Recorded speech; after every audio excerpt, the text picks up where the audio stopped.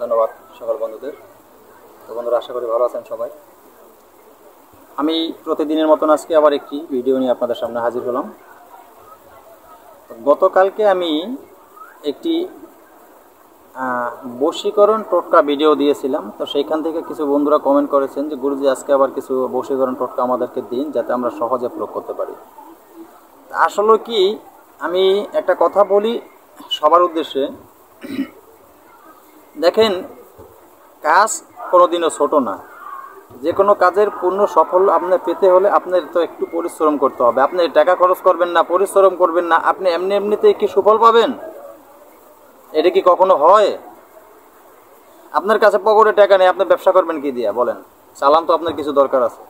তো প্রত্যেকটা কাজেরও আপনার একটা চালান দরকার। সেই কাজের চালান কি, যে প্রয়োজনীয় দ্রব্যগুলো লাগবে সেগুলো আপনাদের সংগ্রহ করতেই হবে। তো ঠিক আছে বন্ধুরা, ভিডিওর মূল আলোচনায় চলে যাব কথা না বাড়িয়ে। তো যতটুকু বলেছি কেউ মনে কষ্ট নেবেন না, এটা আপনাদের সুবিধার জন্য বলেছি। তো ভিডিওর মূল আলোচনায় চলে যাওয়ার আগে সকলের কাছে বলে রাখি, আমার চ্যানেল অলৌকিক শক্তি চ্যানেলটি সাবস্ক্রাইব করে পাশে থাকা বেল আইকনটি বাজিয়ে নোটিফিকেশন অন করে চ্যানেলটি লাইক দিয়ে দেবেন, যাতে আমি কোনো নতুন ভিডিও আপলোড করার সাথে সাথে সবার আগে আপনার কাছে চলে যায়। তার একটা কথা বলে রাখি, আমার চ্যানেলের সাথে সংযুক্ত যদি থাকেন আপনারা, তন্ত্র মন্ত্র যন্ত্র আমার চ্যানেল থেকে শিক্ষা করে ভালো একজন কবিরাজ হতে পারবেন, এমনকি আপনি মানব কল্যাণে কাজ করতে পারবেন।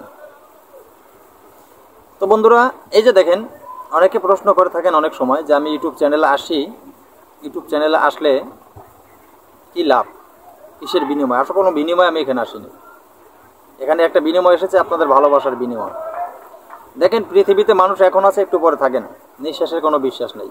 তো আমি যতটুকু জানি, যতটুকু বুঝি, সেখান থেকে যদি কিছু জিনিস আপনাদের মাঝে আমি রেখে যাই, তারপর যদি হঠাৎ করে আমি চলেও যাই, তো এখান থেকে কোনো একটা জিনিস কেউ শিক্ষা করে কারো যদি উপকার হয়, তখন অবশ্যই জানি যে যার উদ্দেশ্যে আপনি জিনিসটা শিক্ষা করছেন তার কথা আপনার স্মরণ হবে, আর তাকে আপনি একটু দোয়া করবেন। তো সেই উদ্দেশ্যেই আমার আশা। তো যাই হোক, আমি সেদিকে কথা না বাড়িয়ে ভিডিওর মূল আলোচনায় চলে যাব। আজকে যে টোটকাগুলি বশীকরণের উদ্দেশ্যে আপনাদের জন্য নিয়ে এসেছি। তো বন্ধুরা, এখানে কিন্তু কোনো যন্ত্র নেই, মনে রাখবেন। টোটকা যখনই দিব, টোটকার ভিতরে কোনো যন্ত্র থাকে না। টোটকার ভিতরে শুধু উপদ্রব্য থাকে, কি কি দ্রব্য দ্বারা আপনার প্রয়োগ করবেন সেটাই কিন্তু থাকে। সেখানে যদি আপনারা ভিডিও স্কিপ করে দেখেন, তাহলে কিন্তু অনেকটা আপনারা মিস করে যাবেন।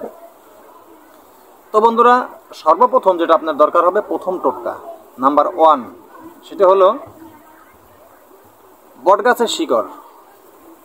বটগাছের শিকড় আপনি যে কোনো শনিবার মঙ্গলবার আনবেন। বটগাছের শিকড় শনিবার মঙ্গলবার এনে সুন্দর করে আপনি জলে পিষে নেবেন। তার মানে জলে হালকা একটু জল নিয়ে সেটার সাথে পিষণ করে নেবেন, পাটায় পিষণ করে নেবেন। তো পিষণ করে নিয়ে তার সাথে আপনি কিছু ভস্য মিশিয়ে নেবেন। তার সাথে কিছু আপনি ভস্য মিশ্রণ করে নেবেন। ভস্য কি কাকে বলে? চিতায় যে হিন্দু পোড়ানো হয়, যে চিতা যে হিন্দু পোড়ানো হয়, তো চিতায় যে হিন্দু পোড়ানো হয়, সেখানে এই হিন্দু লোক পোড়ার শেষে দেখবেন সাদা সাদা এক প্রকারের ছালি হয়। সাদা ছালি যেটা কালো টুকরো টুকরো হিসেবে থাকে, সেটাকে বলা হয় কয়লা। মনে রাখবেন, কালো টুকরো টুকরো যেটা হয় সেটাকে বলা হয় কয়লা। আর যেটা সাদা উড়ে যায়, উড়ে বেড়ায়, এবং কি ওই কয়লাটা পুড়ে সাদা এক পর্যায়ে ছাইয়ের মতন হয়। এই ছাইটা আমরা বলি ছাই। আর এই ছাই যেটাকে আমরা বলি, এই ছাইটাকেই আপনার সাংস্কৃতিক ভাষায় যারা শ্মশানে পোড়া হয় তাদের ওই ভাষায় বর্ষ বলা হয়। আপনি সেইখান থেকে কিছু এই বর্ষ সংগ্রহ করবেন, শ্মশান থেকে যে কোনোভাবে কিছু বর্ষ সংগ্রহ করে যে কোনো শনি মঙ্গলবার আপনি আগামেই নিয়ে আসতে পারেন, ঘরে এনে রাখবেন। তবে একটা কথা মনে রাখবেন, শ্মশানের কোনো ভস্য বা শ্মশানের কোনো কয়লা, শ্মশানের কোনো মাটি, এগুলি আপনারা কোনোদিন ঘরে রাখবেন না। জানেন না এগুলি? আপনারা অনেক কোনো তান্ত্রিকরা এগুলি বলে না। ঘরে রাখলে হয় কি জানেন? ঘরের ভিতরে আপনার লঙ্কা কাণ্ড সৃষ্টি হয়ে যাবে, আপনার অর্থহানি হবে, আস্তে আস্তে আস্তে আস্তে আপনার সংসারটা বিনষ্ট হয়ে যাবে। এগুলি বাড়ির বাইরে পলিথিনে পেঁচিয়ে সুন্দর করে বাড়ির বাইরে কোথাও মাটির নিচে গর্ত করে রাখতে পারেন, বা গাছের ডালে ঝুলিয়ে রাখতে পারেন, যে যেরকম ছিপে রাখতে পারেন, বাড়ির বাইরে রাখবেন। এগুলি ঘরে ঢুকাবেন না।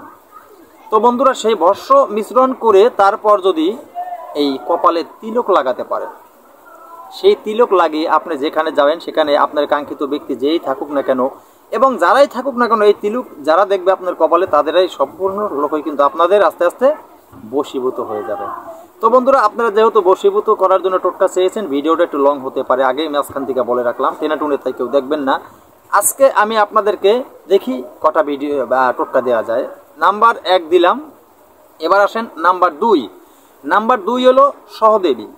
সহদেবীকে ছায়ায় শুকিয়ে সুন্দর করে সহদেবীকে আপনি ছায়ায় শুকিয়ে নেবেন। ছায়ায় শুকিয়ে জলের সাথে ভালো মতন মিশে নেবেন। জলের সাথে মিশে তারপরে সেই সহদেবী ওই একই নিয়মে তিলক আকারে লাগিয়ে আপনি কাঙ্ক্ষিত ব্যক্তির সামনে গেলে সে কিন্তু আপনার বশীভূত হয়ে যাবে। এটা দিলাম আপনাদেরকে 2। এবার আসেন নাম্বার 3। সর্ষে আর কি, যেটা সর্ষা, এটা সাদা সর্ষে হলে ভালো। এই সর্ষে দিয়ে আপনি এটার সাথে দেবদারুল গাছের গুঁড়া হোক বা পাতা পেস্ট করে নেন, এটা দিয়ে মিশ্রণ করে একটি গুলি তৈরি করবেন। গুলি বটিকার মতন হবে। গুলি বানিয়ে যেই কোনো বুদ্ধিমান যে সমস্ত ব্যক্তিরা আছে না, অনেক লোক অনেক জ্ঞানী বুদ্ধি বেশি, এই বুদ্ধিমান লোকের মানে আকর্ষিত করতে হইলে এই গুলিটি আপনি মুখের ভিতরে রেখে ওই জ্ঞানী ওই ধরনের লোকদের সাথে আপনি কথা বললে এরা খুব ভালোবাসা দিবে আপনাকে, খুব আদর্শের সাথে, খুব সম্মানের সাথে এরা কিন্তু আপনার সাথে কথা বলবে। কারণ এরকম কিছু বুদ্ধি আপনার ভিতরে সঞ্চয় হয়ে যাবে।